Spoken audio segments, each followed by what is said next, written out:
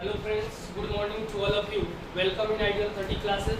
आज हम आप सभी के बीच हाइट एंड डिस्टेंस का पार्ट वीडियो लेकर के आए हैं और कल का आई होप कि आप कल के जो वीडियो था उसमें एंजॉय किए होंगे। और आज हम फिर उसी तरह से कल हमने क्वेश्चन 6 जो था 1 से 6 तक के क्वेश्चन को हमने सोल्व करवाया था। आज हम 7वां क्वेश्चन लेकर के आए हैं। आइए देखते हैं।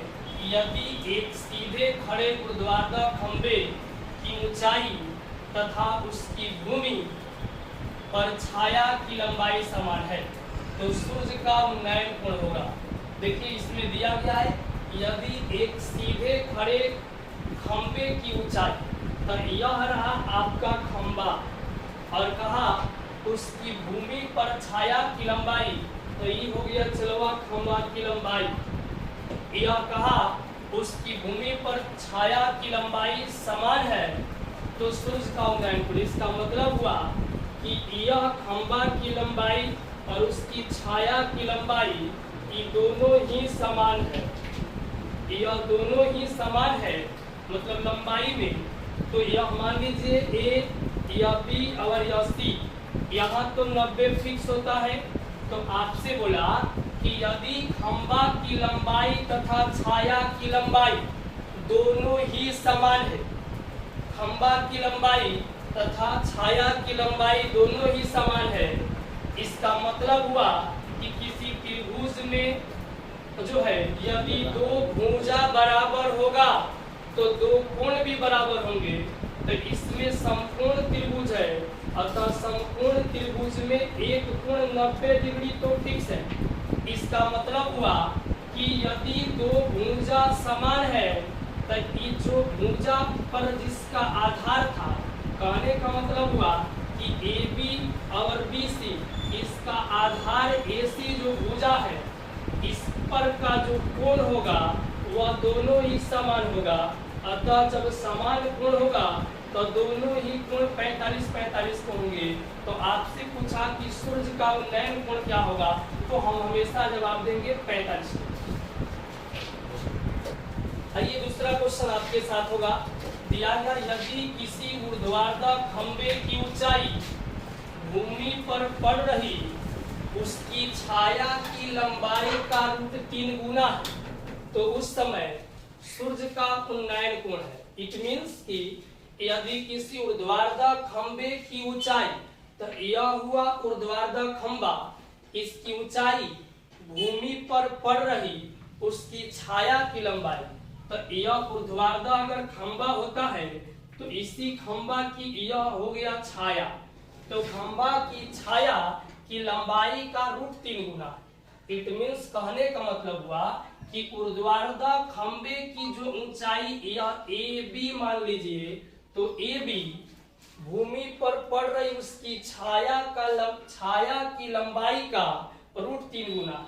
तो अगर इसको आप 1 मानते हैं छाया को, तो इसमें √3 से गुना कराने से जो आएगा 1 गुना √3, अर्थात इसके √3 गुना यह उसकी जो है यह ऊर्ध्वाधर खंभे की लंबाई है।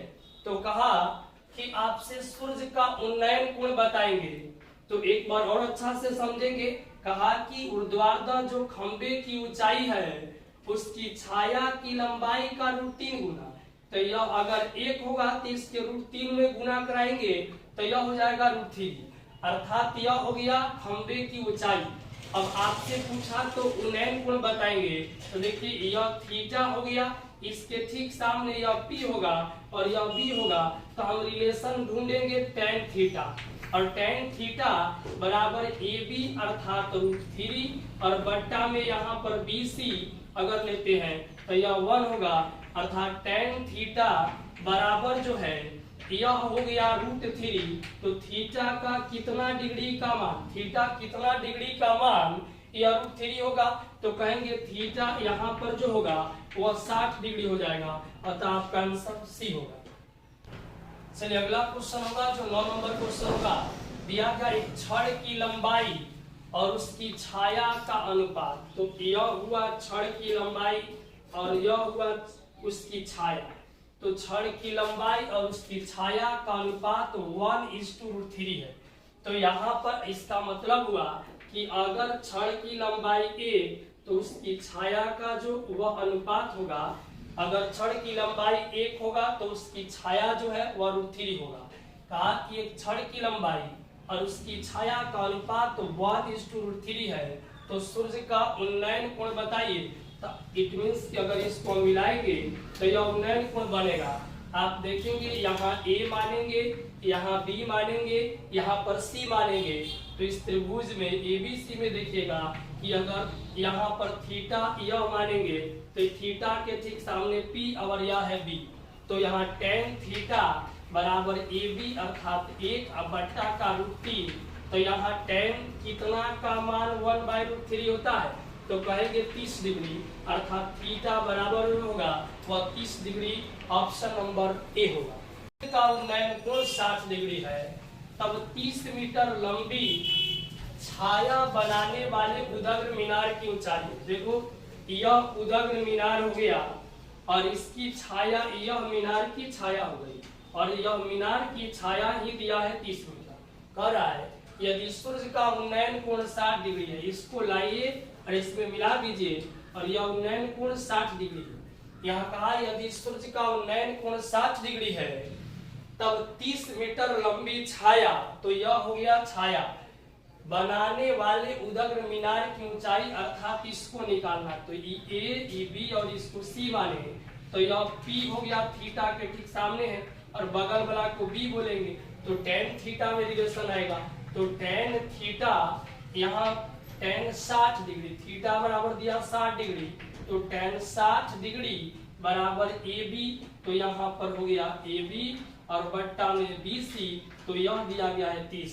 तो tan 60 का जो मान आएगा वह होगा √3 और इतना बराबर AB और बट्टा का 30। इसको चाहे तो आप 1 कर सकते हैं। AB में जब आप 1 से गुणा करिएगा AB आएगा, 30 में √3 से गुणा करेंगे तो 30 √3 आएगा और आपका जवाब फाइनली 30 √3 मीटर होगा, जो कि आपका ऑप्शन ए में दिया गया है।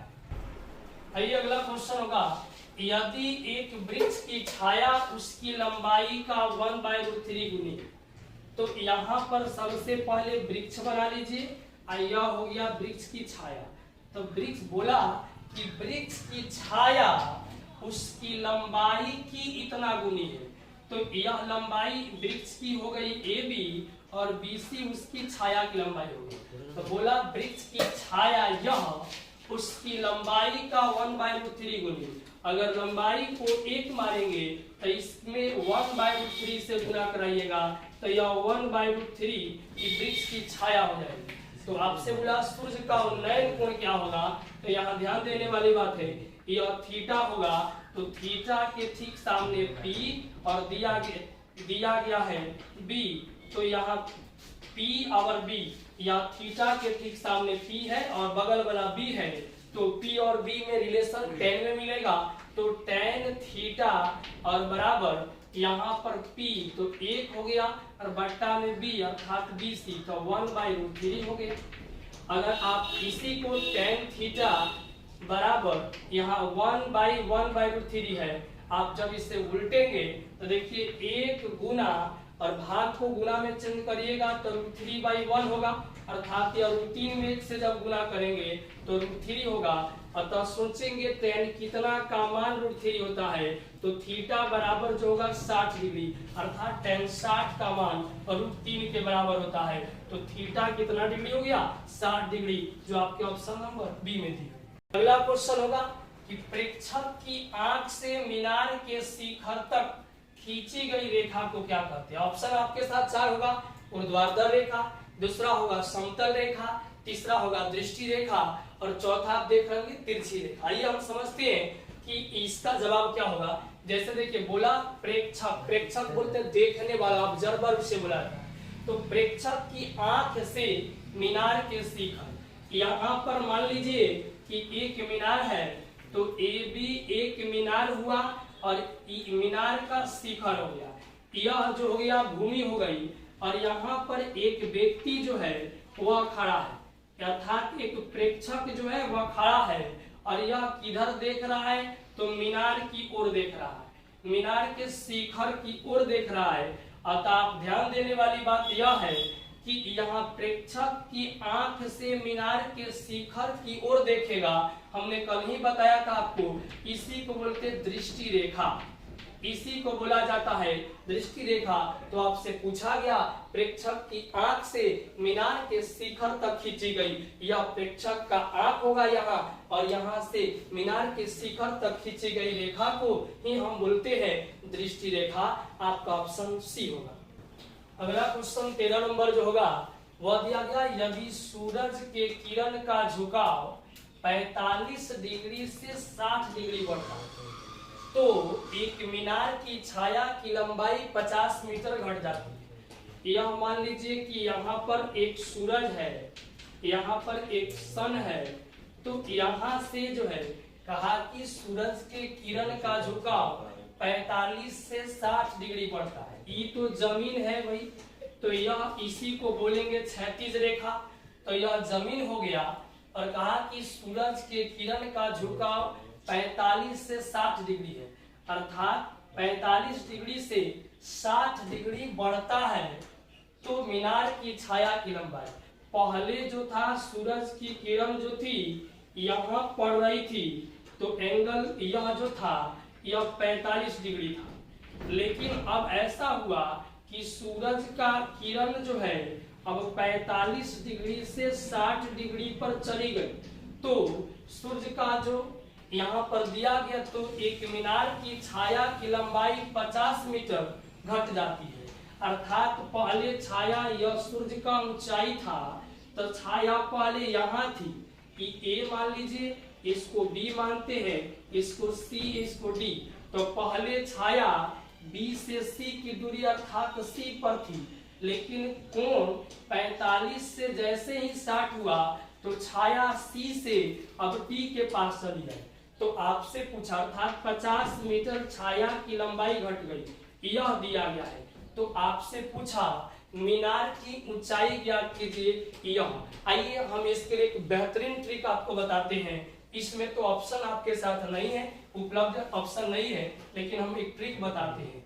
इसको हम मानते मीनार की ऊंचाई एच मान सकते हैं। ई जो है इस सीडी छाया की लंबाई, अर्थात इसको डी से हम डिनोट कर देते, डिस्टेंस हो गया, यह दिया गया है।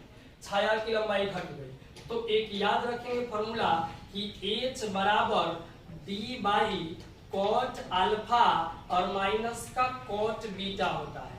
तो यहाँ एच अर्थात मीनार की ऊंचाई निकालनी है, तो मीनार की ऊंचाई एच पता नहीं है, लेकिन डी देखिए यहाँ पर डी माने हैं कि यह छाया की जो लंबाई घट गई तो वह 50 मीटर घटी, तो 50 कॉट अल्फा, अल्फा के जगह पर छोटा एंगल तो कॉट 45 डिग्री, तो कॉट 45 का मान जो होगा वह 1 होगा, माइनस बीटा के जगह पर बड़ा एंगल तो 60 डिग्री और कॉट 60 का मान 1/√3 होगा। तो यहाँ से आइए हम लोग निकाल पाएंगे एच का मान। तो यहाँ देखेंगे ये 50 है तो 50 रहेगा, √3 में 1 से गुना तो √3, और यहाँ पर होगा माइनस का 1 और बट्टा का √3 इतना। तो आप यहाँ देख पा रहे होंगे कि यह जो है इधर हम बना करके आपको दिखाते हैं। इससे जब आप आगे कैलकुलेशन में जाइएगा तो जो h का मान आने वाला है वह 50 और बट्टा में जो था √3 माइनस 1/√3, अगर इसी को गुना में कर देंगे तो √3 बट्टा का √3 माइनस 1 हो जाएगा। अब इसी को गुना करिए 50 में √3 से तो 50 √3 और बट्टा में हो गया √3 माइनस का 1। तो या तो आंसर इस पर दे सकते हैं या फिर इसका परिमेयकरण करके आंसर दिया जा सकता है। यह बेहतरीन ही ट्रिक है। आइए अगला क्वेश्चन होगा 14 नंबर में, 20 मीटर ऊंचे चट्टान के शिखर से एक मीनार के शिखर का उन्नयन कोण उस मीनार के पाद के उन्नमन कोण के बराबर है।